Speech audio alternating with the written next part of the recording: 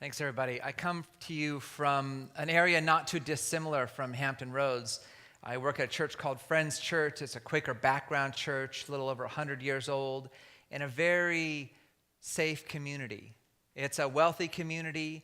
It's a former farming community with a bunch of small ranches in an area of the country that is very difficult to purchase land in. It's a very expensive area. And that church started 101 years ago with a Quaker, coming from a Quaker background, had some unique roots. And those roots ran deep in terms of its passion for justice and its concern for children. The church was actually started out of a concern from a group of people that the children in that area weren't getting proper education, and so they wanted to do something to educate the children in the area. The church has grown over the years. It's now a fairly large church. Go on to the next slide.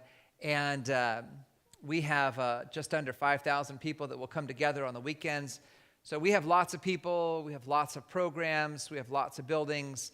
But at the heart of it all, we're not about any of that. At the heart of all that we do, we have this passion, this unique driving force amongst the people in our church to stand in the gap for people, and especially children, that are treated unjustly. In 2002, our church became aware of the plight of a group of people in India called the Dalit people. You might know them as the Untouchables.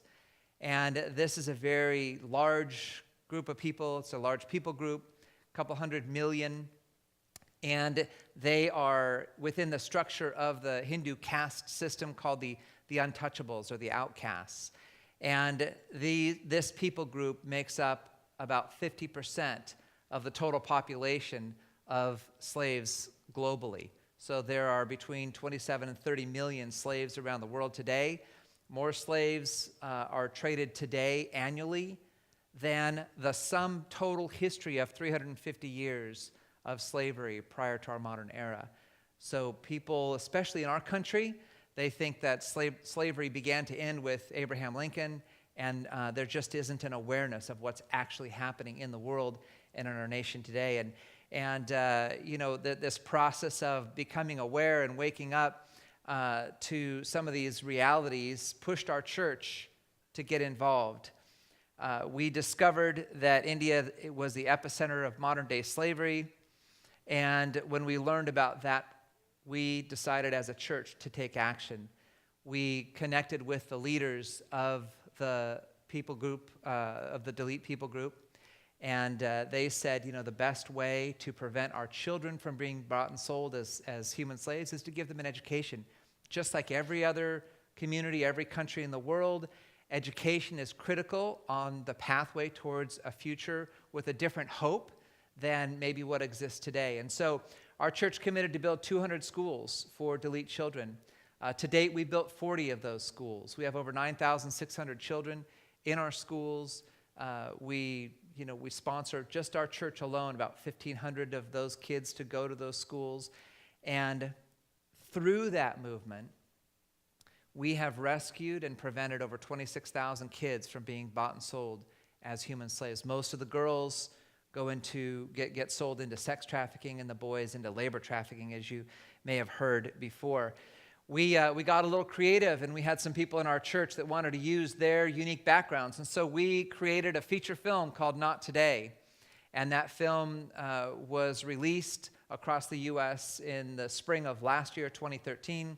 It was shown in 65 different cities and then went into DVD release. Now it's available for purchase on iTunes. You can watch it on Netflix and all those things. And it's actually in the process of being released in about 12 different countries in theaters and on DVDs. And that film is a story about a Dalit girl that gets sold into trafficking, and then a story of her rescue. And the impact of that event on her life is not addressed in the film, but certainly she was traumatized beyond belief. Her story was, it's a Hollywood story, it's a fictitious story, but it represents the reality of hundreds of thousands of kids in that area.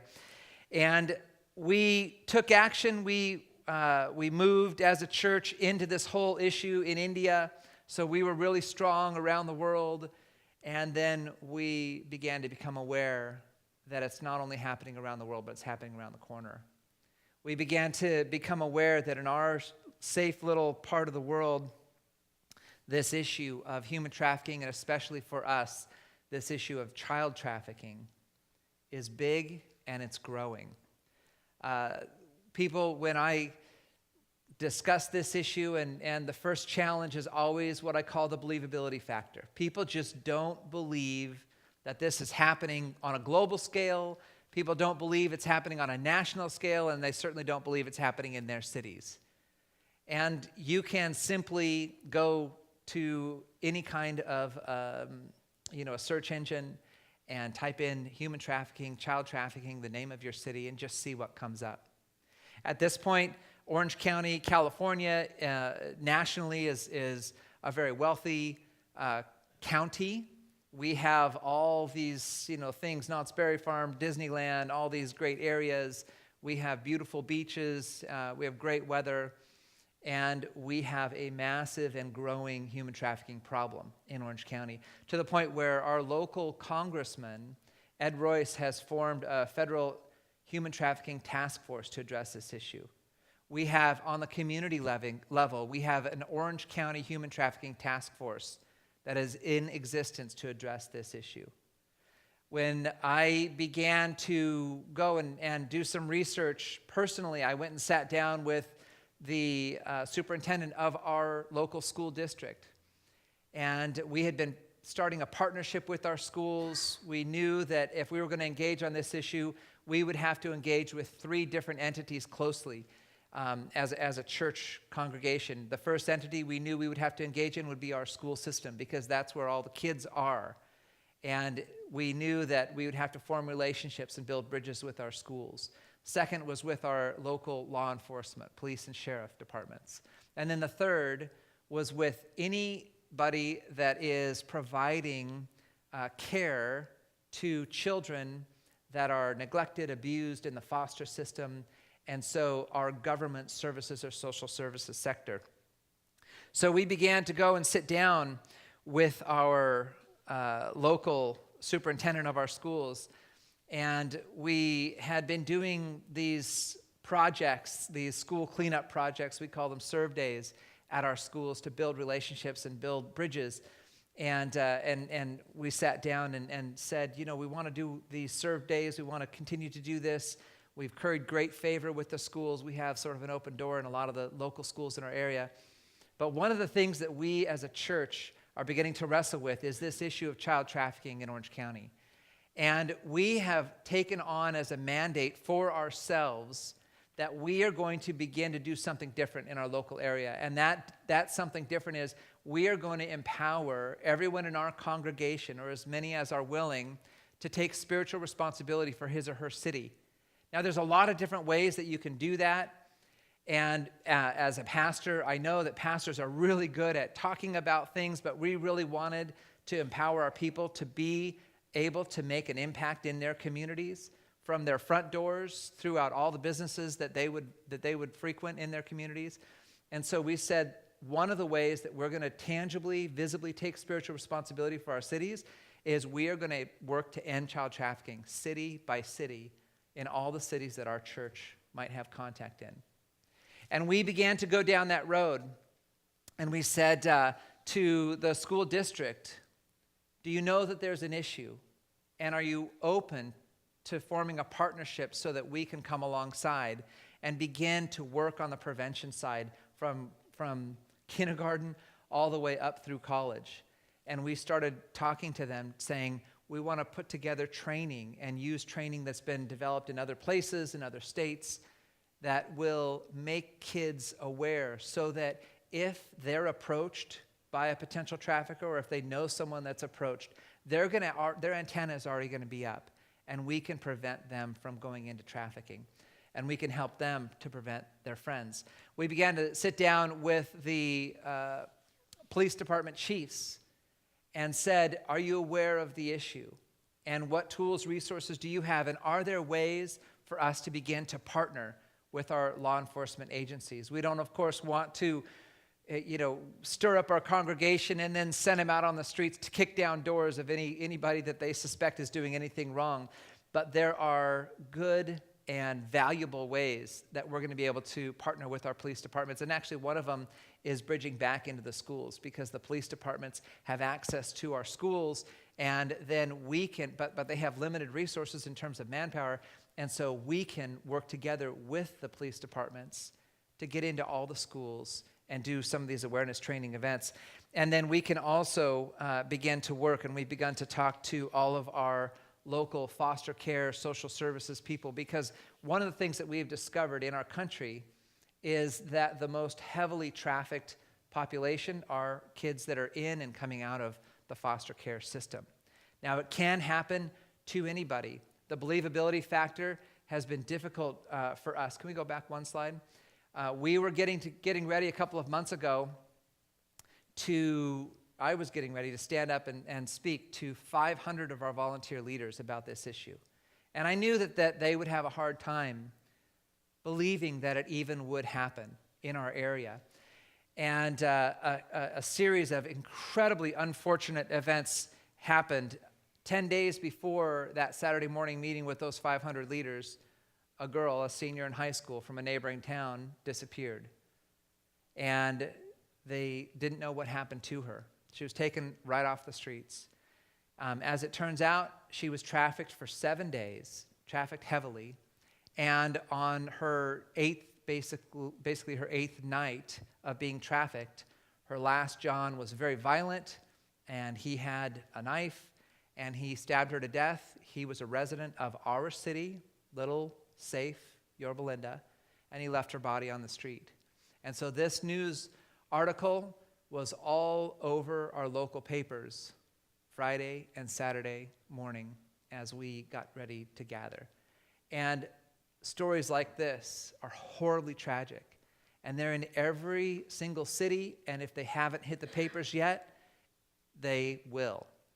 One of the very alarming news articles, research studies that I came across that PBS did was they did a study on gangs in the city of San Diego. San Diego is the county just south of us, and it's a border to Mexico. San Diego gangs have long been known for drug trafficking. They have the easiest access to drugs coming up from Central, South America, and Mexico. And in 2013, a shift happened amongst the street gangs in San Diego. The majority of their income shifted for the first time from drug trafficking to something else, and it shifted to human trafficking. They discovered what organized crime and what street gangs all over the world are discovering, and that is that it's easier, safer, and more profitable to traffic in young women. And that is on our doorstep. So what are we doing about this? We are working to mobilize every passionate person in our church and in our community. We've organized ourselves into 4 task forces so that we can look at this from 4 different lenses and figure out ways for just the average person who becomes passionate about this to engage. We've got a team that is the at-risk kids team that is looking at anything that has to do with foster kids, vulnerable children that are being trafficked, identifying resources and tools available, whether they're available locally or available from this area or available from the middle of the country. We've got a justice task force, which is largely made up of serving and recently retired police department personnel, law enforcement personnel, lawyers. There's a judge on that, and then just regular people that are passionate about justice and law enforcement and figuring that out. We have an education task force that's working with us to figure out how we can partner with our schools.